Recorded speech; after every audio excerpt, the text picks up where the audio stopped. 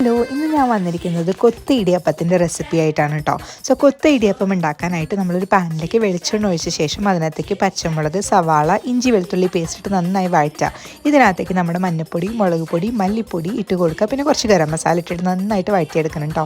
പിന്നെ ഇതിനകത്തേക്ക് നിങ്ങളുടെ ചോയ്സ് ഓഫ് പ്രോട്ടീൻ ആഡ് ചെയ്യാം, വെജിറ്റബിൾസ് ആഡ് ചെയ്യാം. ഞാനിവിടെ വെജിറ്റബിളായിട്ട് ക്യാരറ്റും പിന്നെ ഷ്രിമ്പുമാണ് എടുത്തിരിക്കുന്നത്. ഇനി ഇതൊന്ന് നന്നായിട്ട് 5 മിനിറ്റ് അടച്ചു വെച്ച് കുക്കായി വരുമ്പോൾ ഇതിനകത്തേക്ക് നമ്മൾ 2 മുട്ട പൊട്ടിച്ചൊഴിക്കുന്നുണ്ട്. ഈ മുട്ടയ്ക്ക് ആവശ്യമുള്ള കുരുമുളകും ഉപ്പും കുറച്ചധികം പെരുംജീരകപ്പൊടി നമ്മളിട്ട് കൊടുക്കണം കേട്ടോ. ഇനി ഇത് നന്നായിട്ട് വഴണ്ട് വരേണ്ട സമയത്ത് നമ്മൾ അതിനകത്തേക്ക് ലാസ്റ്റ് കുറച്ച് കെച്ചപ്പ് ഇട്ട് കൊടുക്കുക. അത് നന്നായി ചിക്കി എടുക്കുക. ഇനി നമ്മുടെ ഇടിയപ്പം പൊടിയായി അരിഞ്ഞതോ അല്ലെങ്കിൽ ഇങ്ങനെ കൈകൊണ്ട് പൊടിച്ചതിട്ട് കൊടുക്കുക. പിന്നെ നന്നായി കൊത്തി അങ്ങ് എടുക്കുക കേട്ടോ. ഇനി ഈ ഒരു സ്റ്റേജിൽ നമ്മൾ കുറച്ച് ലൈം ജ്യൂസും അതുപോലെ തന്നെ നമ്മുടെ മല്ലിയിലയും കൂടി ഇട്ട് കഴിഞ്ഞാൽ എൻ്റെ സാറേ അടിപൊളി ടേസ്റ്റുള്ള കൊത്തി ഇടിയപ്പം റെഡിയാണ് കേട്ടോ.